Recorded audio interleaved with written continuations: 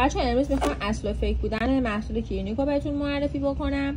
نگاه کنید هیچ تفاوتی روی جعبه ها نداره، هیچ نوشته ای دوتاش برجسته هست، هیچ تفاوتی داخل این موضوع نداره که فقط شماره 1 و 2 و 3 و 4 اصلی شماره داره، فیک شماره نداره که داخل بیشتر فیک ها هم میتونه شماره داشته باشه ولی همچنان فیک باشه.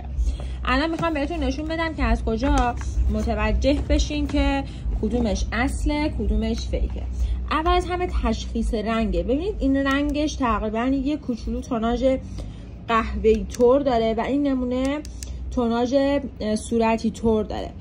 ببینید پشت دوتاش بارکد خورده، نوشته هاش با هم هیچ تفاوتی نداره، دراشون با هم یکیه، تنها تفاوتشون داخل رنگشونه و طریقه جذب شدنشون. اینو باز کنم.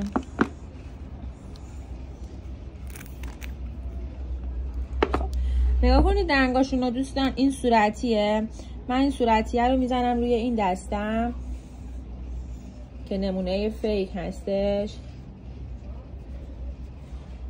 این اصلیه رو میزنم روی این دستم. اصلا ببینید بافت محصول رو، اونی که زودتر خشک میشه یعنی این که فیکه، اونی که آبرسانیش و نرم کنندگیش کمتره یعنی فیکه. ببینید چقدر تفاوت داخل حتی زدن همون لحظه محصول هستش.